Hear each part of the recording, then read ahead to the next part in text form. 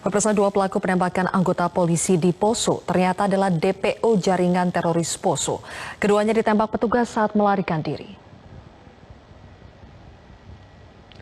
Dalam rekaman CCTV, nampak kedua pelaku berboncengan sepeda motor memasuki halaman kantor Bank Mandiri Syariah KCP Poso. Kedua pelaku menghampiri Bribtu Ilham yang berada di halaman bank dan langsung menyerangnya. Setelah menembak korban, kedua pelaku kemudian melarikan diri ke arah jalan Pulau Irian Jaya. Korban kemudian dilarikan ke RSUD Poso.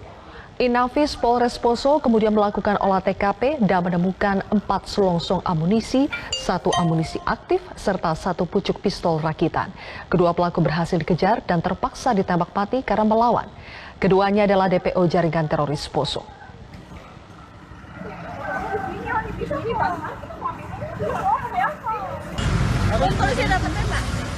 Kepolisian daerah Sulawesi Tengah menduga pelaku penembakan anggota kepolisian di Poso merupakan jaringan terorisme kelompok Mujahidin Indonesia Timur. Kepala Bidang Humas Polda Sulawesi Tengah, Kombes Polisi Didik Supranoto menyebut aksi penyerangan terhadap polisi di Poso diduga kuat merupakan jaringan terorisme kelompok Mujahidin Indonesia Timur, mengingat sasaran penyerangan adalah personil polisi. Kombes Pol Didik menyebut selama ini sasaran utama penyerangan kelompok Mujahidin Indonesia Timur adalah personil kepolisian. Dalam peristiwa penembakan di Poso, seorang anggota kepolisian Bribtu Ilham terluka dan dilarikan ke rumah sakit.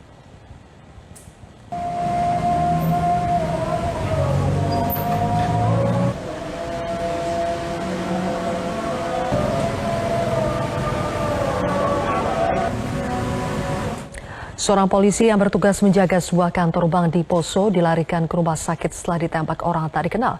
Untuk membahasnya pemirsa, kami sudah tersambung dengan Kapolda Sulawesi Tengah, Irjen Pol Syafril Nursol. Selamat sore, Pak Syafril. Selamat sore, Pak. Pak Syafril, bagaimanakah kondisi Bribtu Ilham saat ini, Pak? Alhamdulillah, anggota kita dalam kondisi yang stabil.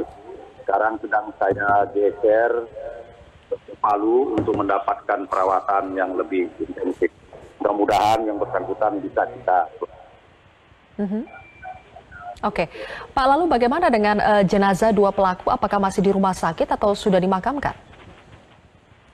Iya, sementara jenazah dua pelaku DPO teroris Mujahidin Indonesia Timur yang berhasil kita tembak, kita lumpuhkan.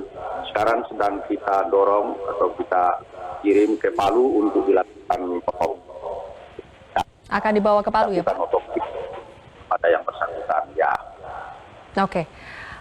Pak Syafril, apakah sudah diketahui apa sebetulnya motif dari penyerangan ini? Kalau kita lihat dari video yang beredar, ini kedua pelaku datang kemudian langsung menyerang polisi. Apa sebetulnya motifnya, Pak?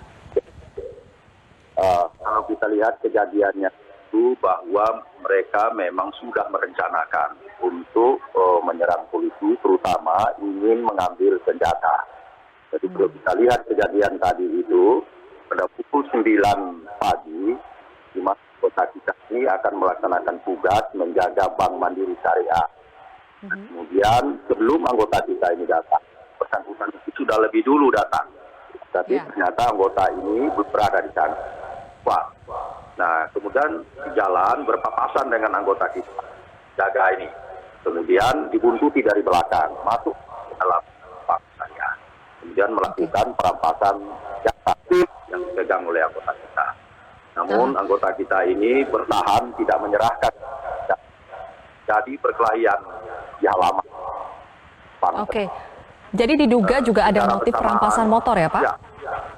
Oke. Karena lokasinya itu di bank, Pak Kapolda, apakah juga ada motif yang mengarah kepada perampokan bank misalnya?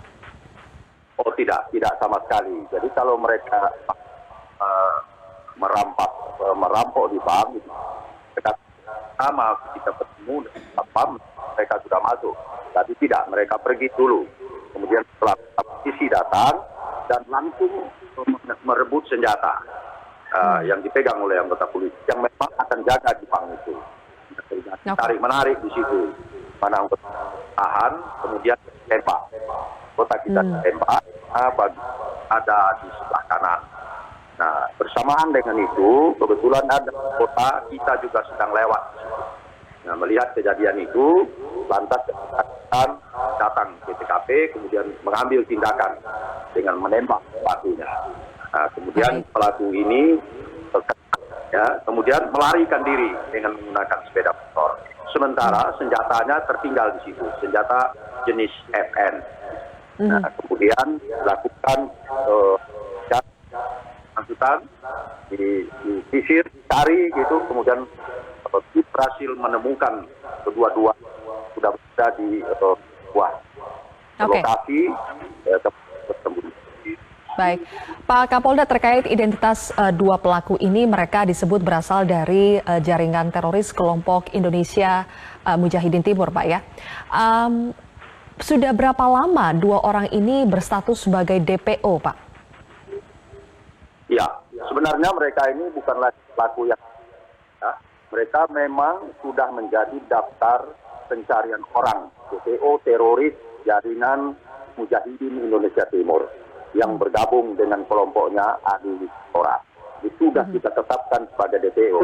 Nah, berdasarkan hasil identifikasi yang kita lakukan tadi dengan bukti-bukti yang kita temukan, baik teleponnya yang berhasil kita sita, itu menunjukkan memang bahwa yang dua ini adalah DPO dengan data yang kita miliki, foto yang kita miliki, dan bukti-bukti yang kita miliki. Ya.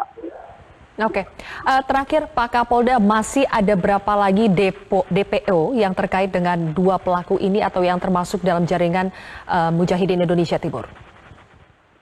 Ya, dugaan kita dari identifikasi yang kita lakukan, diperkirakan masih ada sekitar 14 orang mereka ini berada di atas. Ini sedang kita lakukan perburuan terus. Operasi Tinombala ini tidak akan pernah kita hentikan sampai kita menangkap mereka semua. Kita ingin memberikan jaminan bahwa Poso ini adalah sebuah yang aman, yang sesungguhnya adalah daerah yang mestinya dengan kesuburan tanahnya, ya banyak tumbuhan kakao di sini, kelapa, alamnya yang tidak. Tapi terganggu oleh teroris-teroris yang berada di Poso ini. Baik, terima kasih Kapolda Sulawesi Tengah Irjen Pol Syafril Nursal telah bergabung bersama kami di Metro hari ini.